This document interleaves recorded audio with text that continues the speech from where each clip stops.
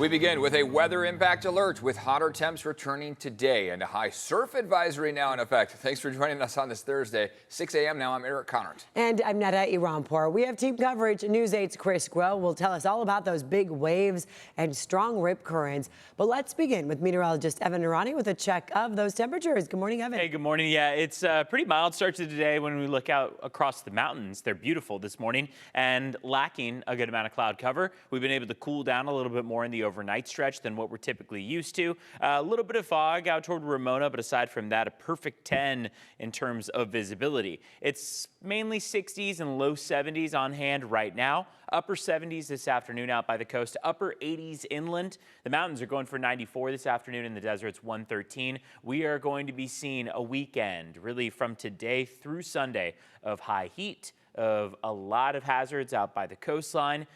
We know that when temperatures tend to warm up inland and everywhere east of the coast, we see a lot of people go west to our beaches. So that's why we consider it especially important to let you know what's going on out there by the water. More people headed, of course, to the beach to beat the heat, but lifeguards are warning surfers and swimmers to proceed with caution. News 8's Chris Groh is live at Windansea Beach this morning. He has more on what the water looks like this morning and how people can still just combat that heat ideally. Chris?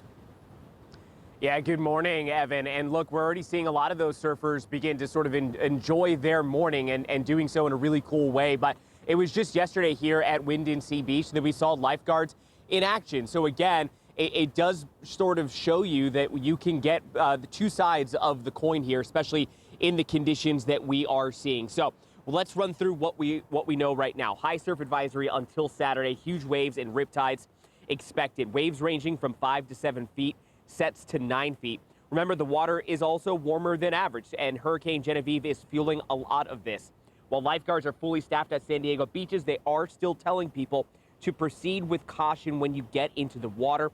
Really should only be experienced swimmers and surfers. Now, if you are out in the water and you get caught in a riptide, instead of trying to swim directly back to shore, swim parallel to the shoreline to escape the current, stay calm. You can also throw your hand up to the lifeguards to signal if you need help. Take a listen to how one person described, of course, how it is that they experienced things just yesterday. You're in trouble, or the lifeguards were like, dude, you're in trouble? No, the lifeguards came out and kind of let you know, and then it sort of dawns on you. And look, these are conditions that we're seeing all up and down our coast, from Trestles to Oceanside, Sunset Cliffs. I know that that's a popular surf spot as well, too. One of the other bits of advice the San Diego lifeguards are telling us is that for those spots that don't have lifeguards staffed or on permanent, stands, or they're not patrolling and so forth, to try to avoid those. And there might be some of those around Sunset Cliffs. But also, if you are going to go out and surf, just to make sure that you tell friends or you bring some buddies out there with you so that you are never surfing alone. Back to you guys in studio. Chris, great reminders out there. Another injury at Sunset Cliffs to tell you about. San Diego fire rescue officials saying a man was climbing a cliff Tuesday evening when he fell about 20 feet and hit the rocks below. He's being treated for traumatic injuries. This happened in the same spot where a teen was hurt on Sunday. SDFD says jumping off Sunset Cliffs is illegal and dangerous. And that heat returning starting today, and the county sharing some tips to keep you safe. Remember, stay hydrated, drink more water than you might normally want to, and then wear lightweight clothes. That might help. Know the signs of heat illness, including headaches, dizziness, nausea, heavy sweating, cramps in your abdomen and your legs. Your muscles get tight. Don't leave children, older adults, or pets in cars, please. Also, provide shade for your pets and visit those cool zones. There's free air conditioning around town, like at our county libraries. SDG&E reminding you to take steps to conserve energy during the heat, and that includes using those fans and pre-cooling your home during off-peak hours, keeping your blinds and curtains closed, and then set that thermostat to 78 degrees or higher. SDG&E also recommends using large appliances outside of the peak hours, and consider unplugging electronics that you're not using. SDG&E says customers can monitor their energy usage online to avoid any surprises on your next bill. But yeah, that next one might be higher than you're used to. For the latest on the heat and the high surf, be sure to download the CBS 8 app. You can get it free for you for your anytime to use on your phone or your TV. New this morning here, a body found near Scripps Pier last week has been identified. The medical examiner identifying her as 26-year-old Bryn Waite. Police responded after an unresponsive person was seen floating in the water at La Jolla Shores on July 22nd. Here's her picture.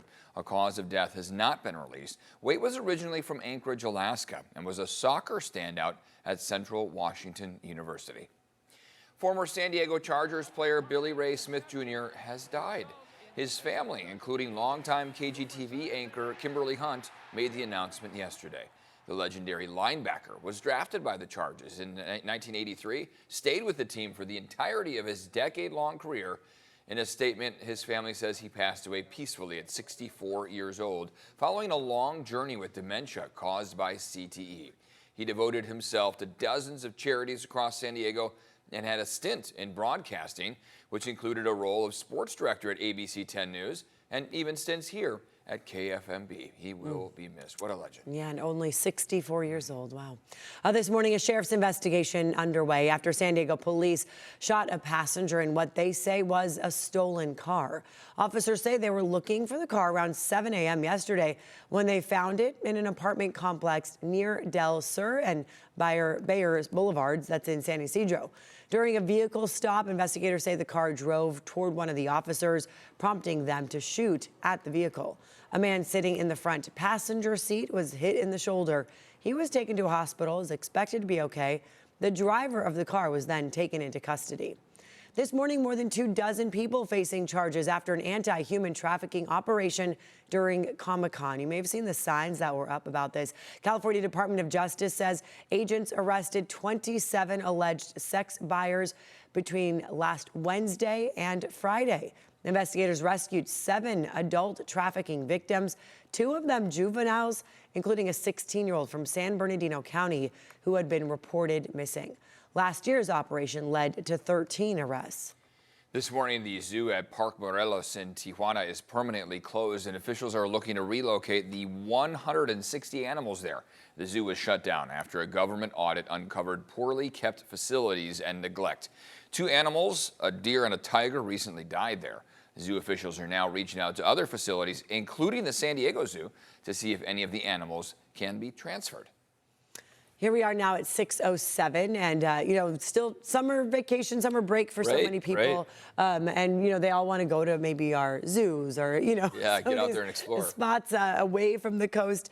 Might be shocked to feel the temperatures, right? Yeah. I mean, luckily our water temperature is really comfortable, upper 70s out there. We are going to be looking at, though, air temperatures as you make your way east of the coast that jump into the 90s and triple digits in the coming days. We're not that warm yet. We don't have any of those heat-related alerts in play technically. But as we look toward the mountains and deserts, those 2 microclimates, they'll see an extreme heat warning take effect as of 10 a.m. today, just about 4 hours out. Along the coast and inland, an extreme heat warning and a heat advisory will take effect starting at 10 a.m. tomorrow. What's in effect right now, though, is a coastal flood advisory. You heard Chris talking about just how intense that surf is. 3 to 6 foot waves, 7 foot sets possible, thanks to the remnants of Hurricane Genevieve. But we're also seeing that extra astronomical pull on the tide, thanks to the full moon, is allowing for the possibility of that minor tidal overflow. There's that heat advisory along the coast that will take effect on Friday, lasting through Sunday. Inland valleys, mountains, deserts, they'll all be under an extreme heat warning through Sunday as well.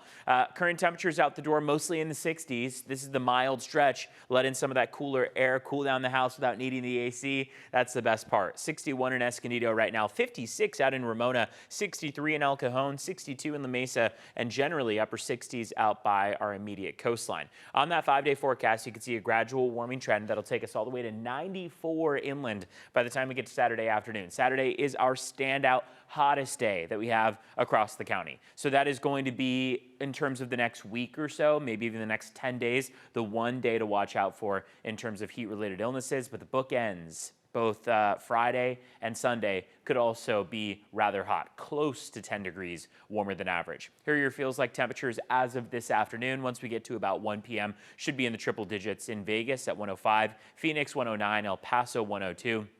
Looking pretty hot just across the southwestern U.S. as a whole. We're checking in on traffic. So far, it's been super quiet out there. It's 6:09 right now, and we have had nothing popping up on our maps here. You can see from the border with Orange County all the way down through the international border, there are no major crashes or collisions that CHP is at right now investigating.